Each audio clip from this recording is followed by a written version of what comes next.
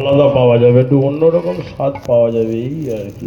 আমি একটু চেষ্টা করে দেখি ধর্মীয় মতে নারী নির্যাতন করা যায় কিনা। হ্যাঁ, রাধে রাধে বলো, রাধে রাধে বলো, রাধে রাধে বলো, রাধে রাধে, রাধে রাধে বলো,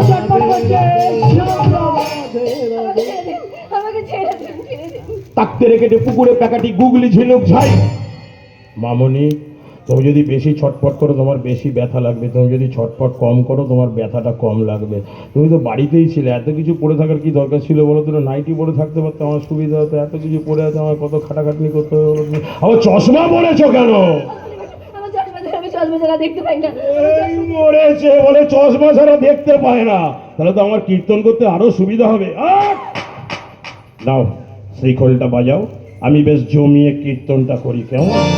রাধে রাধে বলো, রাধে রাধে বলো, রাধে রাধে বলো, রাধে রাধে, রাধে রাধে বলো, রাধে রাধে বলো, রাধে রাধে বলো।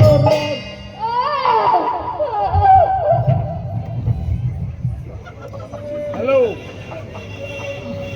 আরে অফিসে আছি বইটি। ভাব তরঙ্গে ভক্তি ভাবে আমার সর্বাঙ্গ শিহরিত হচ্ছে। শ্রীখোলটা দিয়ে আমি কীর্তন করব।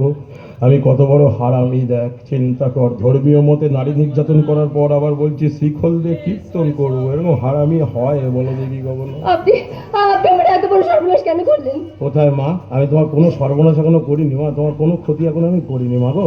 কিন্তু এবার বেশ জমিয়ে গুছিয়ে তোমার ক্ষতিটা আমি করছি, দেখো। হ্যাঁ রে, তোদেরকে যে খুন করাটা শেখালাম, একবার নিজের হাতে প্র্যাকটিক্যালি করে দেখবি নাকি? হাত কাঁপবে? জানতাম শালা একদম বাজে ছাত্র। দেখ, এইভাবে তোরা যদি পরীক্ষায় ফেল করিস না, তাহলে আমি আর তোদের পাস করাতে পারবো না। আরে শালা, সারাটা জীবন খাবি কি, কি করে খাবি, ভালো করে শিখে নে। শুনলি তো? চশমা ছাড়া চোখে কম দেখে, অসুবিধা আছে দেখার, তাহলে কোনো ব্যাপার না। একটা চর মার, ফাইনালি মরে গেছে কিনা টেস্ট করবার জন্য আরেকবার। যা, হয়ে গেছে, যা। গুরু, গুরু এবার কি করবে গুরু? এবারে আমি কীর্তনই করব।